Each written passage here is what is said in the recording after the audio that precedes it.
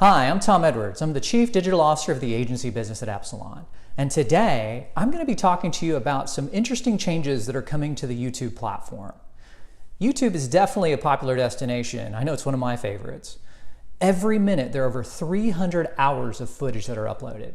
And one of the big changes that just came today was the fact that YouTube is now integrating messaging into its actual app. That essentially converts it into a conversational experience. So it's a bit of a thread conversation that you can take and share a specific YouTube video directly with your friends, just like you would with any other messaging service within the YouTube application.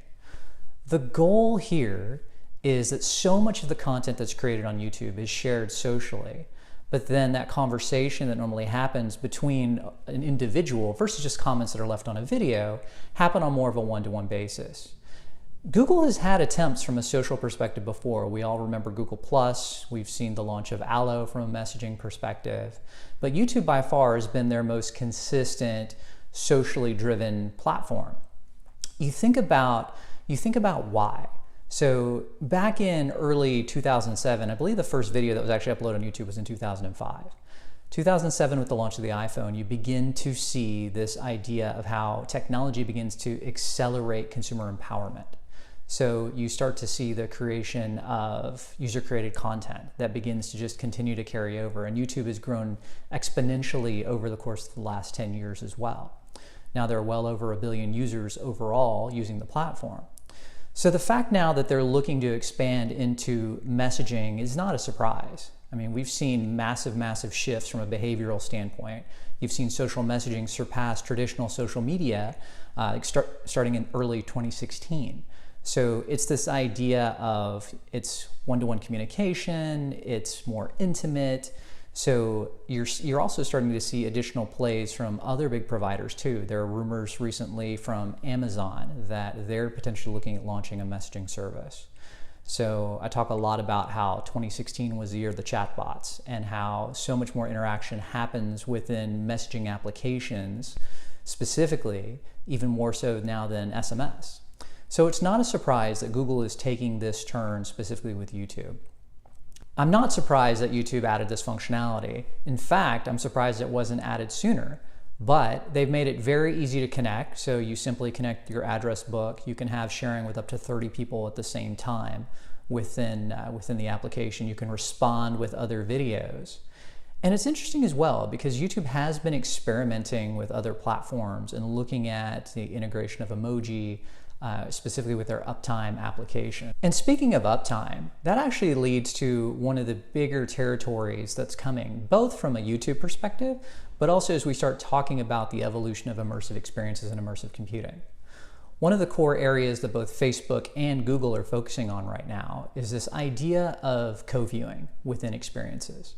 So the whole idea with Uptime is integration of more visual language elements like I spoke about before with emoji, but it's also introducing co-viewing for the first time into the YouTube experience. Co-viewing is essentially whenever people at separate locations are essentially watching the same content, commenting, chatting, and talking about it. So introducing a chat functionality like this makes a lot of sense, specifically for where YouTube is wanting to go as consumption experiences begin to evolve. So again, co-viewing is going to be a key area. You can already look at how YouTube is evolving within the Samsung Gear store within their application. They spoke about it at I/O earlier this year as well and demonstrated how they're going to deliver on the co-viewing experience. So again, this introduction of in-app chat, for lack of a better word, within the application is definitely something that's a smart play on YouTube's part. The difficult aspect here is why an individual would chat specifically within YouTube versus, say, Apple Messenger, or for Apple users, for iOS users, or with Facebook and Messenger. Messenger already has over 1 billion users. So Google's a little bit behind the game here in terms of getting actual people to use it and to see the adoption kind of accelerate, because we're already pretty comfortable with the means in which we share information, and the behavior is already there to where we already share YouTube links out and we're driving interaction around the content, but not necessarily carrying a conversation with friends and family on YouTube. So that'll be the interesting thing to watch here. And again, this all comes back to, we're seeing this acceleration of media dollars coming back into YouTube. There was a bit of a snafu earlier this year whenever there was a lot of brand boycotts based on the association of content with potentially inappropriate content on YouTube.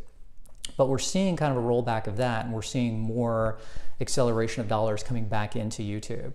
So it's interesting to see this, if this is going to have any impact on the retention of individuals or the introduction of new ways to deliver and potentially monetize for YouTube within these conversations. So potentially, just as Facebook is experimenting with advertising within Messenger, is there potentially an opportunity now for YouTube, if this feature takes off, to then integrate yet a new form of revenue here? So that's it for today. So again, I'm Tom Edwards. I'm the Chief Digital Officer of the agency business at Epsilon. You can follow me on Twitter at BlackFin360. You can subscribe to my YouTube channel, or you can find me on Alexa just by enabling the BlackFin360 skill and saying, "Alexa, open BlackFin360." Have a great day.